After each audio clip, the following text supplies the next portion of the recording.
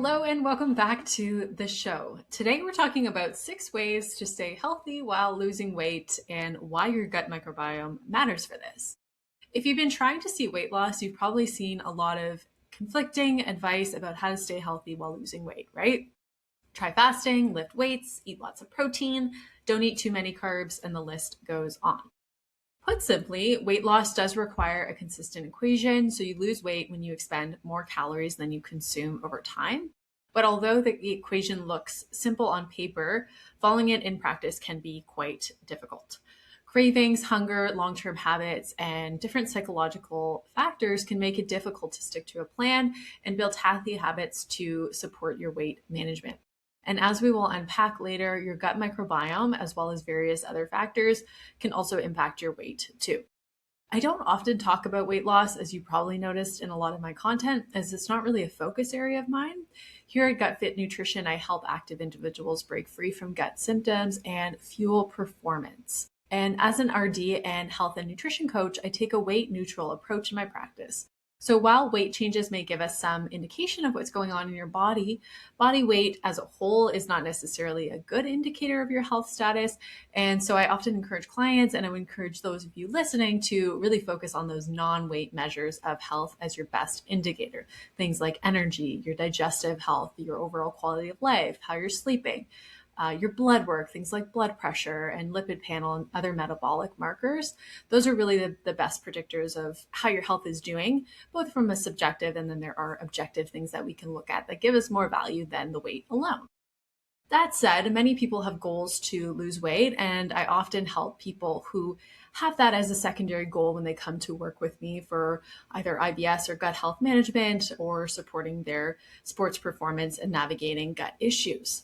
So in this episode, we will cover some foundational tools that can help to support a healthy reduction of weight if that is your goal and it is necessary for your own health journey, while also ensuring that you're meeting nutritional needs to support energy, mood, and overall health. At the end of the day, losing weight and keeping it off can be a pretty difficult challenge. And so ensuring that you're focusing on your long-term health rather than short-term gains is essential. So let's get into it. First, protein is king. So you've probably heard that protein is really important for weight and body composition change. It's probably been shoved down your throat at this point of recording in 2026. But do you know why that is? So most people don't. For starters, eating adequate protein at mealtimes helps to delay the emptying of food from the stomach, which in turn keeps us fuller for longer. So we actually get a natural secretion of certain hormones when we have at least 30 grams of protein in a meal, hormones like GLP-1. So we get a natural increase in that hormone. You've heard of probably Ozempic and those other weight loss drugs that are involved with GLP-1. So we get a natural production of that hormone, which helps to satiate us and help us feel fuller. So by adding more protein to our meals, we can kind of quash cravings that may happen the rest of the day or cause us to reach for maybe things that are not ideal for our goals. It can also help us to keep blood sugar levels in check, which then can also help support preventing us reaching for low nutrient and more calorie dense snacks later. And especially eating protein in the morning and at breakfast, this is something I practice myself. I work with a lot of clients to get them to do, can be really helpful for this reason. So a study from 2004 showed that while both high carb and high protein diets can yield weight loss when individuals maintain a calorie deficit, individuals trying to lose weight felt more satisfied with their diet while eating a higher protein intake versus the group that had a higher carb intake. Further, another great point about protein is that out of all the macronutrients, so macro meaning large, macronutrients are where we get our calories from. So there's carbs, fats, and then protein. So out of all the three macronutrients, protein has the highest thermic effect of food, or TEF. So TEF refers to the amount of energy your body burns while digesting food. Fat and carbs have a thermic effect of food of roughly 0 to 3% and 5 to 10% respectively, while protein is much higher at 20 to 30%. So that means that your body literally uses about 20 to 30% of the calories that you get from the protein to actually just digest and break it down, which is pretty crazy. However, this being said about protein, too much is not a good thing. We don't want it to crowd out other important nutrients in our diet either. So we have to aim for an amount that's right for your needs. Would say generally for body fat loss, those living with overweight and obesity should aim for roughly 1.2 to 2.4 grams per kilogram of body weight in protein each day. If you are at a larger body weight, you should aim for a number that's more realistic to your ideal body weight. We don't want to overshoot protein by using current body weight if you are in an obesity range, but this gives you somewhat of an end. And then opt for the higher end for sure if you're also exercising regularly, like weightlifting or running, to help you preserve lean mass, which is going to help you to be much more metabolically efficient. And muscle mass is really the organ of longevity, so we want to make sure we're preserving it too. I also work with a lot of perimenopausal and menopausal active women. So we aim for the higher end as well to make sure that you are really utilizing the protein that you're getting and maintaining lean mass, which is so important in older stage of life as well. The second nutrient is adequate fiber. So we hear a lot about protein, but fiber is definitely essential when it comes to supporting our metabolism and making sure that we're staying healthy if we are trying to lose weight or lower body fat. So this is definitely one of my favorite nutrients. And if we work together, a lot of my clients, we always talk about fiber. So fiber has endless benefits for health, including feeding the good bacteria in our gut. It helps us with appetite control, blood sugar regulation, to name a few. And adult women should roughly aim for about 23 to 25 grams per day, and adult men 35 to 38 grams. So these are the RDA, or the recommended daily allowance ranges. That said, I typically like to see a higher range. I would say higher would be optimal, but this is baseline. So we want to make sure we're at least getting this much. The sad thing is that most North Americans get only about half the fiber we need daily. And I tend to see this a lot in my practice too. So we definitely want to make sure we're getting enough. A 2023 systematic review and meta-analysis showed overweight and obese individuals who took psyllium fiber with a mean dose of 10 grams per day right before meals experienced improved weight loss. So this is likely due to its soluble fiber properties, which aid in satiety, aka fullness, and help to regulate blood sugar levels, which can help support weight management. So including plenty of fiber in your diet can help with feeling satisfied and support metabolism while you are trying to lose weight or see body composition change. Great sources that also help feed those good gut bacteria, which, as I've talked about in a previous episode where I was joined by fellow registered dietitian and PhD in nutrition, Eric Williamson, we talked about the role of your gut microbiome in visceral fat and body composition. So I will defer to that episode as well and link it in the show notes. But great sources of fiber that help to feed those good gut bacteria in our microbiome can include things like chia seeds, ground flax, rolled oats, even okra, quinoa, sweet potato, and chickpeas.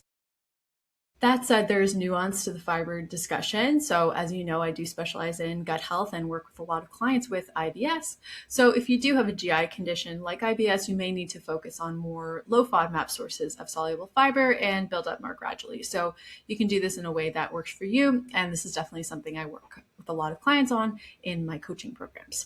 The third strategy is to practice chrononutrition. So this means eating in alignment with our circadian rhythms. Did you know that eating during daytime and limiting or avoiding late night snacking can also impact your weight? Pretty interesting. So yes, a body of evidence does support this, and circadian rhythm alignment may partially explain why. So just to break it down, for those of you that are listening and aren't aware or watching, your circadian rhythms are physical, mental, and behavioral changes that follow a 24-hour cycle, and they're influenced by light and darkness. Most people tend to use the term circadian rhythm, singular, but as humans, we have more than one. So we actually have our circadian rhythms. And the circadian rhythms are controlled by this thing known as our master clock, or a suprachiasmatic nucleus located in our brain. But studies show that eating earlier in the daytime and practicing time-restricted eating, so trying to eat during the daylight hours, may support weight management efforts by improving metabolic efficiency and reducing late night snacking. So our body may just be more efficient at metabolizing and breaking down food if we eat it during the daytime versus eating it late at night. That said, this is a little bit individualized. You'll probably hear people who are super lean and they have their last meal at 10 p.m. So it might not be for everyone, but it is something to consider if you're a late night eater and you have been struggling with seeing body fat loss. Even digestion too, it can definitely impact your digestion if you're eating late at night. It might be something to consider in shifting your eating window earlier in the day. Next tip is thinking about volume eating. So eating doesn't just involve our mouths, right? We also eat with our eyes. That's part of how we feel satisfied. Of course, if we are, visually impaired, that might impact things, but generally for those of us that can see our meals, we also, look to see if something actually looks appetizing. So if we're trying to think about just softly reducing the amount of calories we're consuming without feeling restricted, it may be helpful to prioritize lower calorie and higher volume foods on your plate. The benefit of this is that this really tends to be a lot of like whole nutrient dense foods. Conversely, ultra processed foods like chips or frozen French fries, things like candies, they tend to be more calorically dense, but also like less volume dense. So we want to eat more of them, but they don't really take up a ton of volume, but they can be quite packed with calories, but void of nutrients. So the concept of volume eating, or it's sort of coined volumetrics, works off the principle that the size of a food does not determine its calorie content. So foods rich in water and fiber content tend to be lower in calories, whereas foods rich in fat and even certain types of carbohydrates, simple carbohydrates, tend to be higher in calories for less volume. So some examples of these volume-rich, lower-calorie foods that are very nutrient-dense could be non-starchy vegetables, things like leafy greens, pepper, zucchini, cucumber, fresh fruits like berries, apples, and pears, brothy soups, and smoothies. So even having a half a cup of brown rice and 100 grams of tofu on your plate might look a bit underwhelming if you're trying to eat healthier. But if you put that on a bed of spinach and chopped carrots and peppers with a thumb-sized portion of dressing, your meal will look a lot more substantial and just more full. So it can be another helpful tool as well. Again, if you have a GI condition, sometimes doing too much volume may be bothersome to you, but a lot of times just adding more nutrient-dense whole foods on your plate will help it to look visually bigger, but also be more filling, more nutrient-dense with technically lower calories, but you get more bang for your buck, essentially. Point number 5 is mindful eating. So I'll ask you now and you can reflect on it, but where do you eat most of your meals? Do you sit down at a table, focus on your meal, or do you scarf it down while consuming the latest Netflix series or tuning into the daily news? So if you're in the latter group, this could be a really good area to make some changes for sure. Interestingly enough, a 2021 systematic review and meta-analysis that was of pretty good quality showed that faster eating speed was linked with increased risk for metabolic syndrome. So metabolic syndrome is considered a cluster of metabolic abnormalities, including elevated waist circumference, elevated blood pressure, elevated triglycerides, low high-density lipoprotein cholesterol, or your sort of good cholesterol is low, and elevated fasting blood sugar levels. So even starting with just like one mindful meal a day can make a big difference. If you live in a small place, maybe trying to dedicate one area to eating and removing screens in this area, and creating a calm space where you can sit down and eat meals more mindfully. This could be another really great trick to try. Even from a digestive perspective, it helps us when we slow down and we chew our food and our body feels more relaxed and we turn on that rest and digest response. And finally, point number 6 is to focus on body composition rather than weight. So you probably noticed I've been sort of saying weight as well as body composition change. So I think this is a really important one to consider if you haven't yet. So for years, the conversation around health and weight have really focused on weight loss. However, I think it's becoming more increasingly accepted that, our health is so much more complex than just a number on the weight scale. We don't really use BMI that much anymore as an indicator of health, but understanding like how our weight is distributed, also known as our body composition, is a lot more valuable to our long-term health trajectory and health span. So where is that actual weight coming from? So if we ensure that we have high bone density, which helps reduce our risk for osteoporosis and fractures in older age, and higher lean mass, aka muscle mass, and maintaining our body fat levels in a healthy range is really protective for our health and especially for longevity and as we age. Further, we're learning that visceral fat, which is the type of fat that surrounds our deep internal organs like our stomach, our liver, and our intestines, keeping that within very low or virtually no undetectable levels is ideal versus it's the subcutaneous fat or the fat under the skin that's just more for aesthetics. So even knowing what type of fat we have and how it's distributed, it can help us understand maybe what's actually contributing to our overall health versus just the weight number overall that we see on the scale. So it can be pretty interesting and definitely something that I do recommend to consider to get a really better picture. So higher levels of this visceral or adipose tissue can determine risk for cardiovascular, heart health disease, even your risk for type 2 diabetes and insulin resistance. This is because visceral fat is considered a hormonally active tissue and releases various bioactive molecules and hormones. We do know actually that supporting your gut microbiome, so eating a lot of fiber, even getting higher protein, exercise, so high intensity combined with zone 2 cardio, those things can actually help you to maintain visceral fat in a healthy range. So all this to say, it may be helpful to get a body composition scan, such as a DEXA scan, to assess then where your weight is distributed and to focus on lowering your body fat and visceral fat if necessary. You may already be in a healthy place and just it's just helpful for you to understand that actually, okay, my body composition is healthy. Maybe it's more aesthetic purposes and I want to see a little bit of body fat loss, but I am healthy while building or maintaining lean mass and bone, which are really protective again in older age. Yes, for us younger, they help, support our energy and our immunity, but we want to make sure we're preserving them as much as possible as we age too. Health clinics in major cities may have access to a DEXA scan. So this is my top option. DEXA scans for dual X-ray absorptiometry scan, and it is sort of like a low dose X-ray that gives you a really detailed picture of body composition. So it's available in major cities. We have a few locations here in Toronto, some in Montreal, Burlington. I know there's various locations in the States as well. So it can be something definitely to consider. So going through those connections and things to keep in mind, let's talk a little bit about what actually impacts your weight and body composition. So as I mentioned earlier, and I've kind of strung it through this episode, is that your gut microbiome and your weight may be connected. So our gut microbes, just as a little refresher, I know I mentioned this on a few episodes before, but always good to recap for those of you that are new around here. Gut microbes are various microorganisms that live within our gastrointestinal tract or our GI tract. And these microorganisms are responsible for things like digestion, metabolism, production of certain nutrients, etc.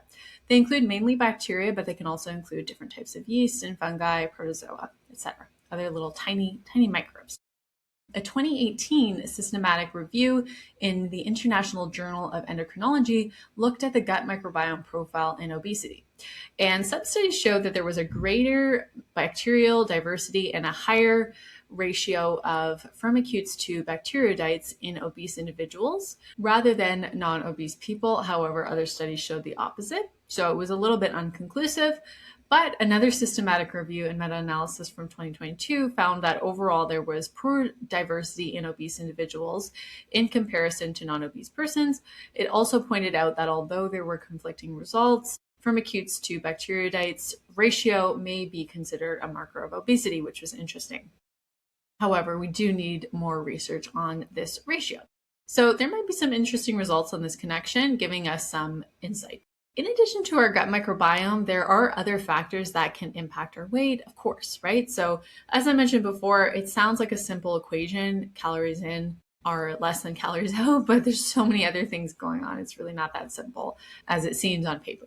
So some considerations are genetics. Studies have shown that genetics and family history can influence how and where your fat is stored.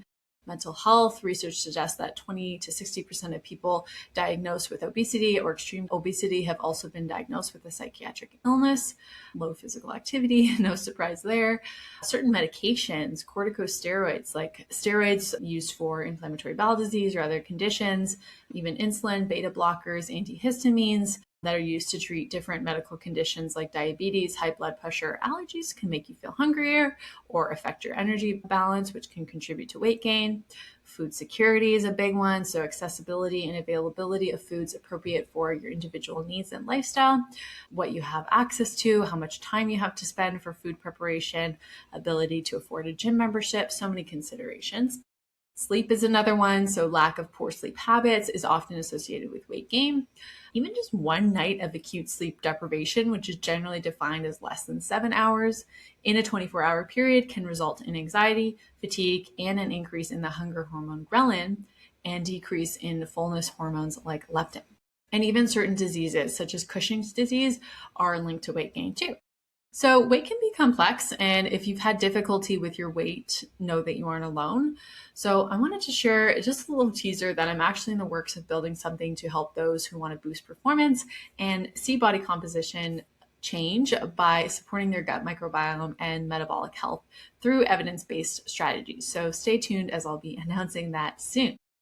And if you're keen for one-to-one support for fitness, digestive health, and breaking free from gut symptoms while fueling your active life, feel free to submit an application for coaching and we can work out which of my coaching programs is the best fit for you.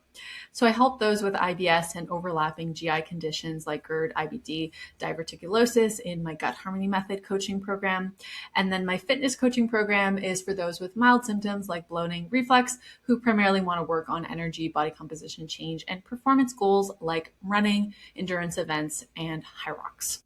So just to recap and takeaways. So while weight loss can be challenging, focusing on your overall health and well-being metrics, energy, mood, sleep, your digestion is really critical to ensure sustainable change and long-term health. We don't want quick fixes. We don't want to lose 10 pounds in a week. If we are able to do that, there's no way that that's going to be sustainable and it's not going to be good for your health. So we need to be doing things and putting habits and structures, routines, changes in place that are going to be things that you're able to sustain for years to come and that will continue to benefit and support your overall health trajectory and your longevity. So as we've mentioned, we can support this by ensuring you're getting adequate protein throughout the day, eating a lot of fiber or the right amounts for you to support your gut microbiome and your good gut bacteria, thinking about volume eating and incorporating more nutrient-dense whole foods, timing your eating with your circadian rhythms, and practicing mindful eating. And then bigger picture, thinking about understanding more about your actual body composition rather than just the weight number, but where is your weight distributed? What's your bone density like? Is it in an excellent healthy range? Visceral fat, muscle mass, etc., and getting a better picture of where your weight's distributed for more health promoting change when it comes to actual weight loss, if that is truly necessary for you, or are we talking about just body fat loss to get you into a healthier range? So I hope you enjoyed this episode. If you have any questions about what I mentioned, please leave them below. I'd also love you could leave a rating and a review, as it really helps this episode and the show to get shown to more people like you who'd benefit and help spread that high quality information from a registered dietitian and someone who's passionate about evidence-based information when it comes to nutrition and health, which is tricky to find these days. Just everyone's a nutrition expert. So I'd really appreciate if you could leave a rating and a review to help this episode get pushed to more people who mean so much to me. So that's all for now. Thanks again for tuning in, and I will talk to you soon.